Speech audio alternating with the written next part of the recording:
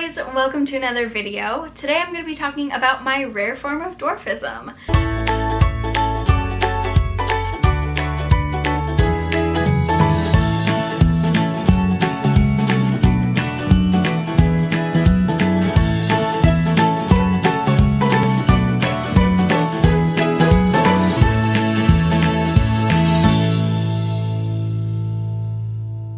So actually, yes, I do have a very rare form of dwarfism called severe primary IGF-1 deficiency. And I know what you're thinking, but Mickey, you're a normal height. Yes, I am. I am 5'1". I mean, I'm short, but I'm a normal height. How is that possible? Well, let me tell you. So when I was born a healthy baby, a normal size. Well, I very quickly started losing weight, like a lot of weight. I was declared failure to thrive, and I just wasn't growing. A baby should be growing pretty quickly, and I just wasn't. And my parents took me to doctors, and they just didn't really know what to say. They said, feed her more, feed her this, do this. They changed my diet all around. They did a whole bunch of things, and I just wasn't growing. After a few years, my parents were like, okay, this isn't just something that she's gonna grow out of. Like, I really think there's something wrong. And so they pursued it, and they were right.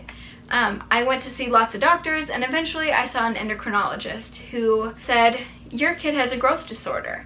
I had what was called a growth hormone stimulation test to test for growth hormone deficiency, which is, I don't want to say it's a common growth disorder, because I don't really know that growth disorders are very common. They tested for that using a growth hormone stimulation test. So there's a couple different medications that they can use, but they give you a medication. They used insulin the first time I had the test. And when they give you the medication, it's supposed to tell your pituitary gland to produce growth hormone. So when they give you the medication, then they draw labs every certain amount of time for a period of hours. And in that, they can tell if your pituitary gland is doing what it's supposed to and it's producing growth hormone. If you aren't, then you are what's called growth hormone deficient. I passed the test perfectly fine. I produced exactly enough growth hormone, and so they said, well, you don't have growth hormone deficiency. And I don't remember if my first endocrinologist diagnosed me with this or if it was when I went to my other endocrinologist, but then after running some more tests and more labs, they figured out that I was severely IGF-1 deficient. So IGF-1 is another very important growth hormone. It's not growth hormone, but it's a very important hormone for growing. IGF-1 stands for insulin-like growth factor 1, and it is a very important hormone to grow. I was severely IGF-1. So there's like a scale, as with anything, you know, as with any like blood levels, there's a normal range. You can be high, you can be low. This was like the range. I was like way down here. I was very, very low. So there can be several causes for low IGF-1. So if you are growth hormone deficient, you will probably also be IGF-1 deficient. Not because you have primary IGF-1 deficiency, but because if you're low in growth hormone, you don't really produce IGF-1 as well. But if you are growth hormone deficient, they will give you synthetic growth hormone, and once they bring up your growth hormone levels, then your body will be able to produce IGF-1. But if you are primary IGF-1 deficient, so you produce enough growth hormone just fine, but it's actually IGF-1, like your body does not produce enough IGF-1, then giving you growth hormone is not going to do anything with that. Like, it's not going to fix your problem. So that is, I believe, what's called primary IGF-1 deficiency. So I was diagnosed with severe primary IGF-1 deficiency, and that is the type of growth disorder that I have. It is incredibly rare. I think I've actually met one other person in my entire life with the same condition as me. I'm not saying we're the only two. I know there are many, many more. So after I was diagnosed with that, I believe I was around 4 or 5 maybe, and my parents were told that there are treatments available, and if you don't do the treatments, I would likely maybe be 4 feet tall, if that. So it is a form of dwarfism in itself. So my parents chose to give me treatment, obviously. They wanted me to grow. They took me to doctors because I wasn't growing.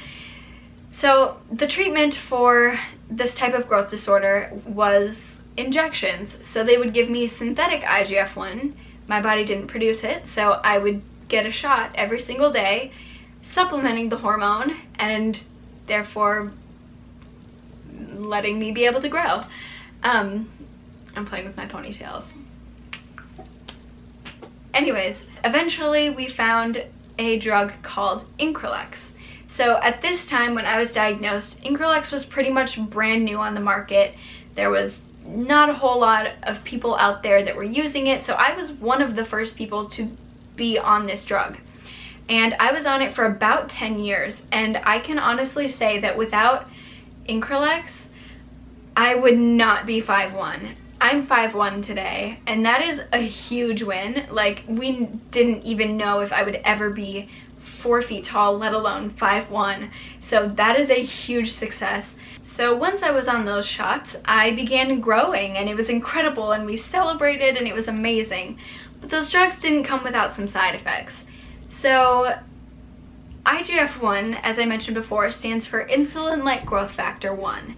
So that word in there, insulin. So insulin is used a lot for diabetics, and it's talked a lot about with diabetes. But if you give your body insulin, it lowers your blood sugar. So by giving a shot of synthetic IGF-1 or synthetic insulin-like growth factor, that will drop your blood sugar.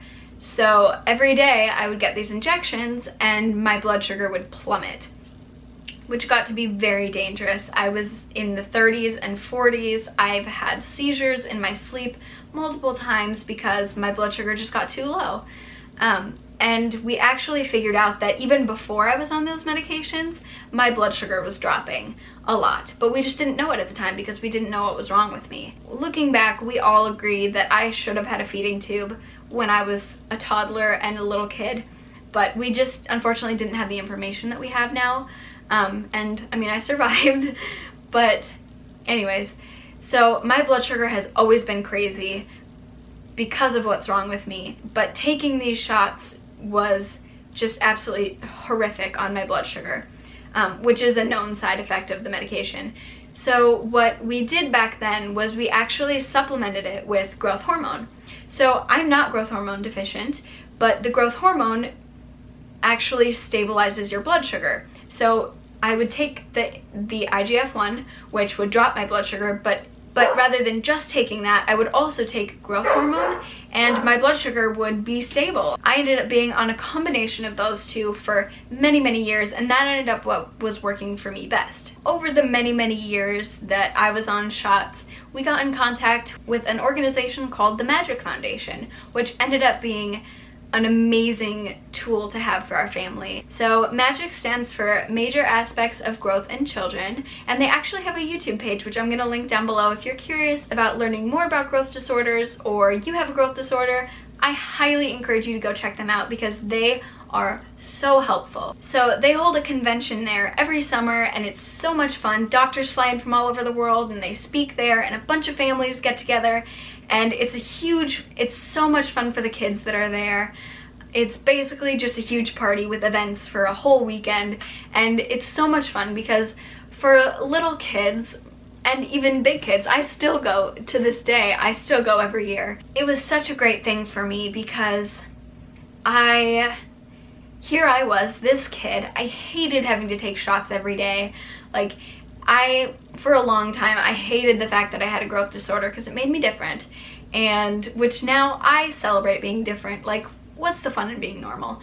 But I hated the fact that I had a growth disorder, and I didn't like that I had to take shots. But when I went to Magic, I wasn't alone. All of the people running around were very short. We were all just little tiny children running around, and at night or in the morning, I wasn't the only one taking shots. There were people getting shots everywhere, and it was just normal, and I felt normal. And to be able to connect with people like me, that was such a great thing for me as a kid. And I actually met one of my very best friends to this day. I still Snapchat her every single day, and we meet up every year at the convention.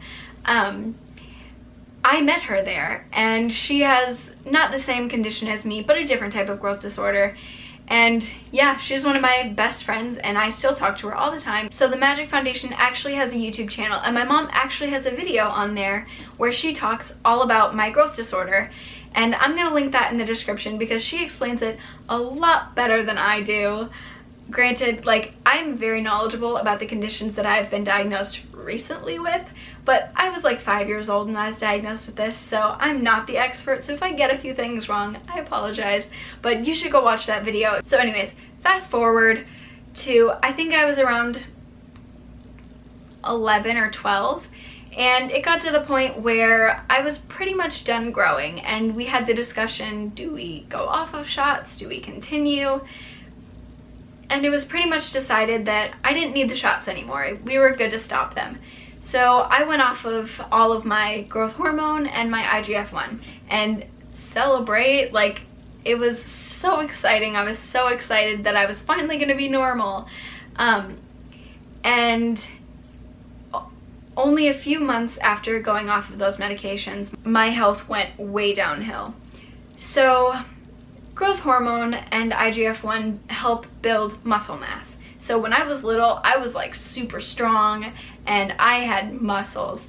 I was always very thin and tiny, but like I had some strong muscles. Something about Ehlers-Danlos syndrome is you have very low muscle tone. And within a few months, my muscle tone was way down and I started having all of my joint issues.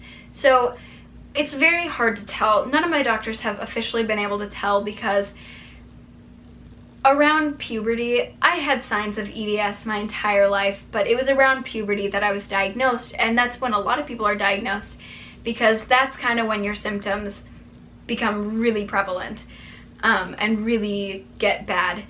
And so it was around the same time that I went off of those medications and my EDS got really bad.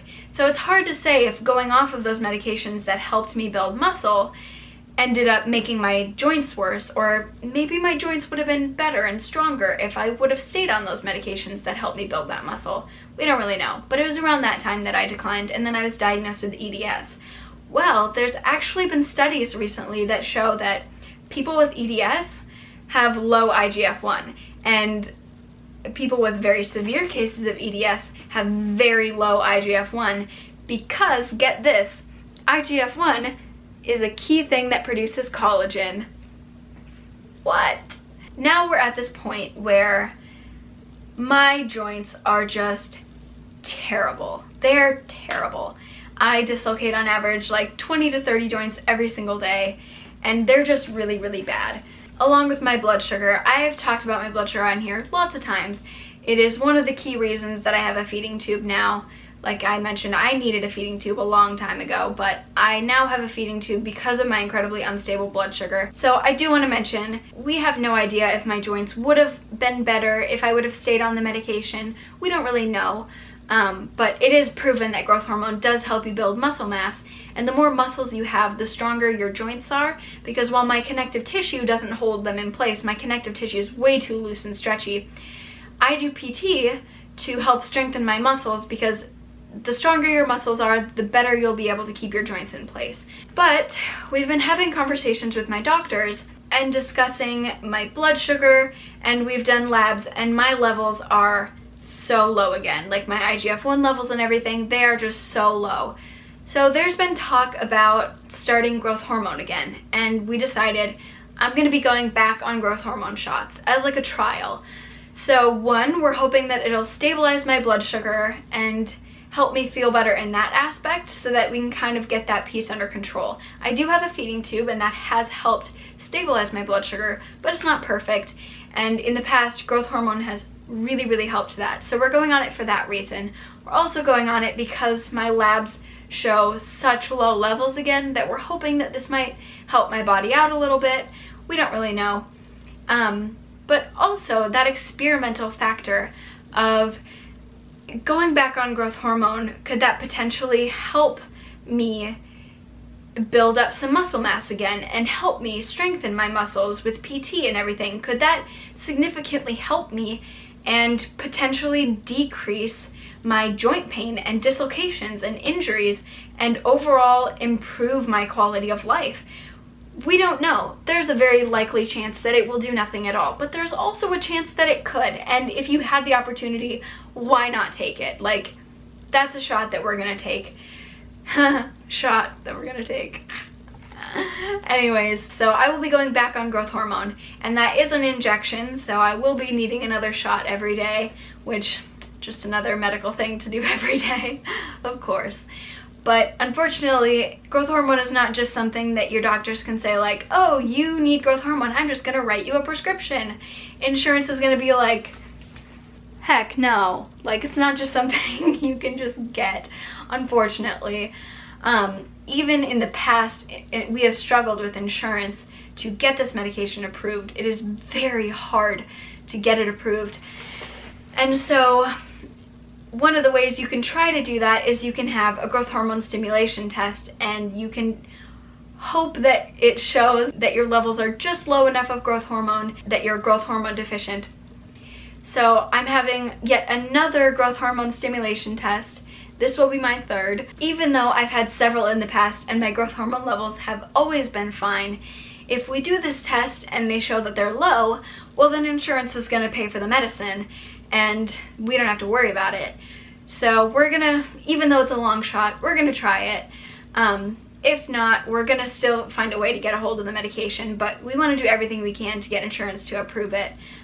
So I am going to be having another growth hormone stimulation test tomorrow, which I will be vlogging for you guys. But also, the growth hormone stimulation test actually tests your adrenal function at the same time. So they have wondered for a very long time if I have adrenal insufficiency. And some of the labs have come back indicating that, yeah, I probably do. Others have come back pretty inconclusive. So this will officially determine, yes, you have adrenal insufficiency, or no, you do not. So I have mineralocorticoid deficiency, which is, it has to do with some of the levels that you deal with adrenal insufficiency, but not all of them. So there's just a lot of things going on right now. I hope I addressed everything, but there was just a lot of information that I just threw at you guys. So if you are still watching this video, I applaud you. That was a lot. Like I mentioned, go watch the video that my mom did. She explains it much better than I did on the medical aspect of it.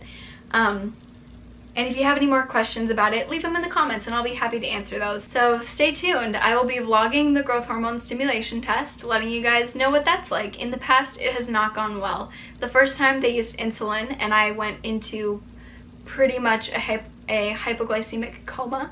Each time I've done it, my blood sugar has just crashed. Luckily, they are using a different medication this time, so hopefully we'll avoid that happening, but only time will tell. We'll have to see how that goes tomorrow. But this is a crazy adventure that we're starting out on again. So yeah, I will do my best to keep you guys updated. I will let you know when the results are back. We won't get the results from the test for probably several weeks, but when we do, I will let you guys know. And when I get back on growth hormone shots, I will for sure make a video about it and you guys will be the first to know. So thank you guys so much for watching this video. I know this was so much information, so thank you guys so much for watching and I will see you guys next time. Bye!